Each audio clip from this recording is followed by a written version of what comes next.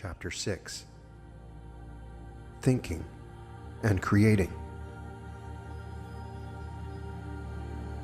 I have said that man does not think, that it is I within him who is thinking. I have also said, man thinks he thinks, as this is an apparent contradiction. I needs must show you that man ordinarily does not think any more than he does anything else he supposes he does. For I, within him, do all that he does. But I necessarily do it through his organism, through his personality, his body, mind, and soul. I will point out how this can be. First, try to realize that I made you in my image and likeness, and that I have my being within you. Even if you do not know this now and believe that I, God, am somewhere without, and that we are separated, try for the time being to imagine I am within you.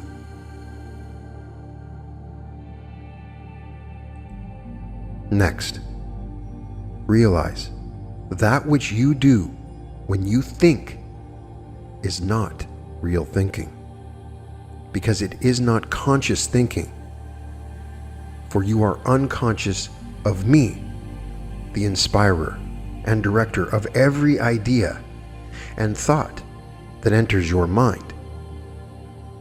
Next, realize because I am within you, and you are my image and likeness, and therefore possess all of my faculties, you have the power of thinking, but not being conscious that thinking is creating, and that it is one of my divine powers you are using. You have indeed all your life been thinking, but it has all been misthinking, or what you would call error thinking. And this error thinking, this not knowing it is my power you have been thus misusing, has been separating you in consciousness farther and farther from me, but all the time fulfilling my purpose, which later on will be made manifest to you.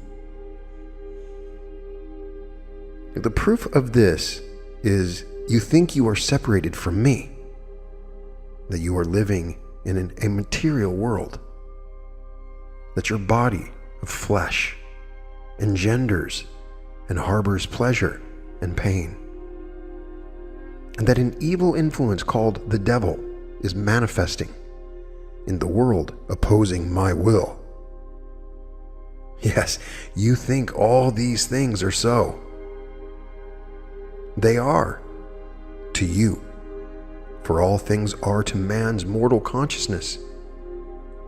What he thinks or believes, they are. I have likewise caused them to appear to man to be what he thinks they are. This also is to suit my purpose, and to fulfill the law of creating. Let us see if this is not true. If you believe a thing is so, is not that thing really so to you? Is it not true that a thing seems real to you, like some sin or evil, so-called, some sorrow, trouble, or worry, only because your thinking or believing it so makes it such? Others might see that thing entirely different and might think your view of it is foolish. Might they not?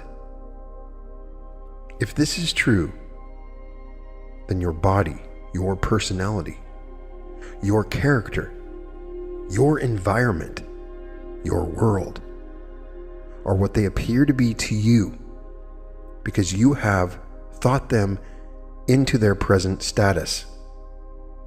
Therefore, you can change them by the same process. If they do not please you, you can make them whatever you will by thinking them so, can you not?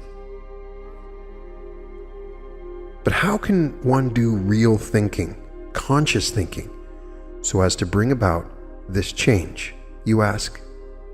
First know that I, your real self, purposely brought to your attention these things which now are displeasing and which cause you to think them as being what they now seem to be to you. I, and I alone, am thus preparing your human mind so that when you turn within to me in abiding faith and trust, I can enable you to see and bring into outer manifestation the reality of these things which now seem so unsatisfactory. For I bring to you everything that by its outer seeming can attract or lure your human mind onward in its earthly search, in order to teach you of the illusoriness of all outer appearance of material things to the human mind, and of the fallibility of all human understanding, so that you will turn finally within to me and my wisdom as the one and only interpreter and guide. When you have turned thus within to me, I will open your eyes and cause you to see that the only way you can ever bring about this change in thinking is by first changing your attitude toward all these things you now think are not what they ought to be. That is, if they are unsatisfactory or obnoxious to you and affect you so as to cause your discomfort of body or disturbance of mind. Why stop thinking that they can so affect or disturb you? For who is the master? Your body, your mind, or you, the I am within? Then why not show you are master by thinking the true things the I am of you within wishes you to think?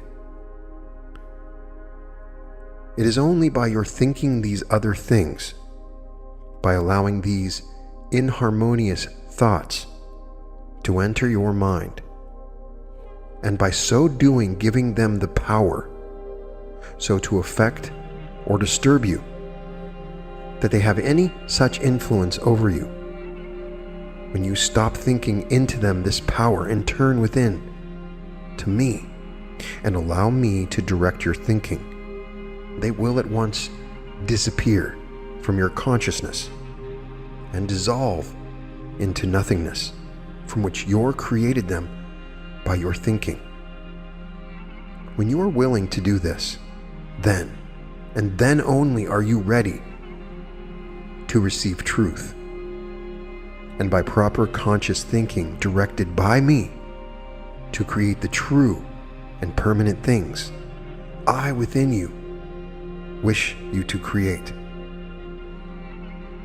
Then, when you can thus distinguish the true from the false, the real from the seeming, your conscious thinking will be as potent to create all things you desire, as has been your unconsciousness thinking in the past in creating those things you once desired, but now find obnoxious. For it was by your unconscious thinking, or thinking unconscious, of the control your desires exercised over your creative power, that your world and your life are now what you sometime in the past desired them to be. Have you ever studied and analyzed the process of the working of your mind when a new idea fertile with possibilities appears? Have you noticed the relation that desire bears to such an idea, and how through thinking that idea is finally brought to actual fruition? Let us study this relation and process. There is always first the idea, not considering at this moment the necessity or occasion for its appearance. It matters not whence the idea comes, from within or without, for it is always I who inspire it or cause it to impress your consciousness at the particular moment it does. Then, just to the extent that you grow quiet and focus your attention upon that idea, stilling all activities of your mind and eliminating all other ideas and thoughts from your consciousness, so that idea can have full sway, do I illumine your mind and cause you to unfold before your mental gaze the various phases and possibilities contained within that idea. This takes place, however, up to this point, without any volition on your part, other than focusing or concentrating your attention upon the idea. Once I have given your human mind a view of its possibilities and have enlisted your interest, then does your human personality take up its task. For as I created and inspired the idea in your mind, so did I cause the idea to fructify therein and give birth to desire to bring into outer manifestation all the possibilities of the idea, desire, thus becoming the mortal agent of my will and supplying the motive power, just as the human personality is the mortal instrument used to confine and focus that power. Yes, all ideas and all desires come thus from me. They are my ideas and my desires, which I inspire in your mind and heart in order to bring them through you into outer manifestation. You have no ideas of your own and could not possibly have a desire that came from other than me, for I am all there is. Therefore all desires are good, and when thus understood, unfailingly come into speedy and complete fulfillment. You may wrongly interpret my desires, my urges from within, and seek to use them for your own selfish purpose. But even while permitting this, they still fulfill my purpose, for it is only by letting you misuse my gifts, and by the suffering such misuse brings, that I can make you into the clean and selfless channel I require for the perfect expression of my ideas.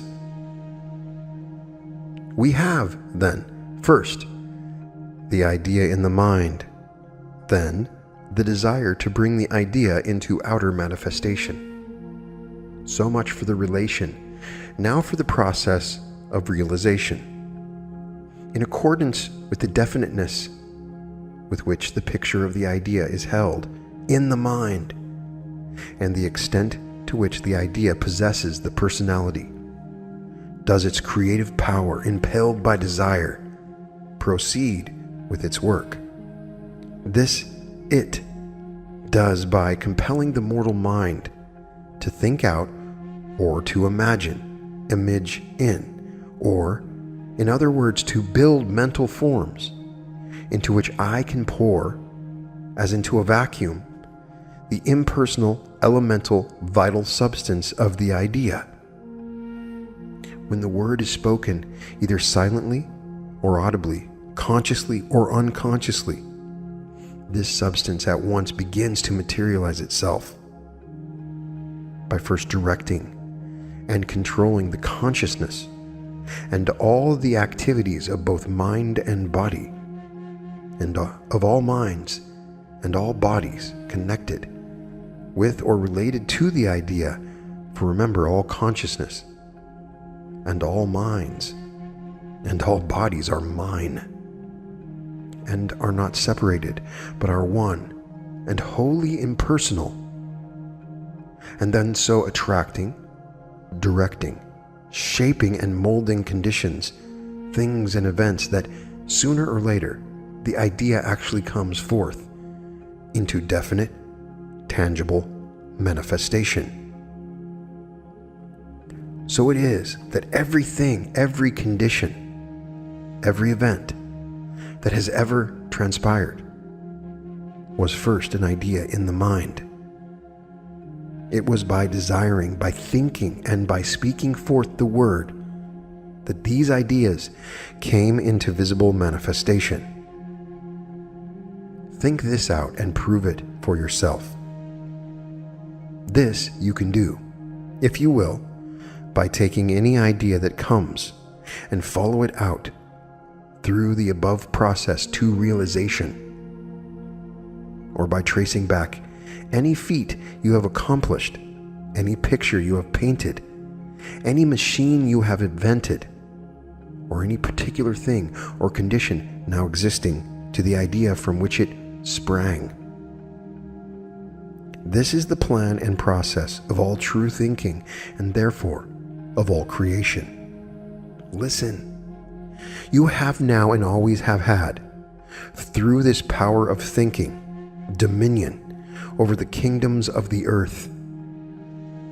If you but know it, you have now, this moment, only to think and speak the word, realizing your power, and that I, God, your omniscient, omnipresent, omnipotent self, will bring about the results, and the waiting consciousness of the invisible cells of all matter upon which your will and attention become focused, which waiting consciousness is my consciousness, remember, will begin immediately to obey and do exactly according to the image or plans you have prepared by your thinking.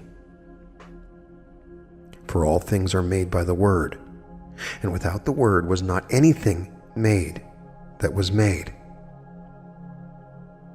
When you can once realize this, and can know that I am consciousness within you, is one with the consciousness of all animate and inanimate matter, and that its will is one with your will, which is my will, and that all your desires are my desires, then will you begin to know and feel me within, and will acknowledge the power and glory of my idea, which is eternally expressing itself impersonally through you.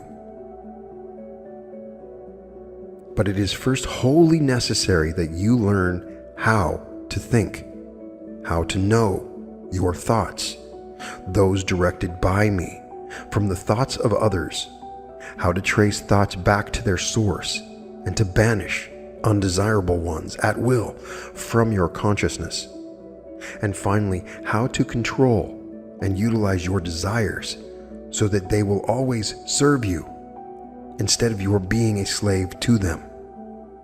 You have within you all possibilities, for I am there. My idea must express, and it must express through you. It will express itself perfectly if you but let it. If you will only still your human mind, put aside all personal ideas, beliefs, and opinions, and let it flow forth. All you need to do is turn within to me and let me direct your thinking and your desires. Let me express whatever I will, you personally accepting and doing what I desire you to do. Then will your desires come true, your life become one grand harmony, your world a heaven, and yourself one with myself. When you have begun to realize this and have glimpsed somewhat of its inner meaning, then you will be ready to grasp the real import of what follows.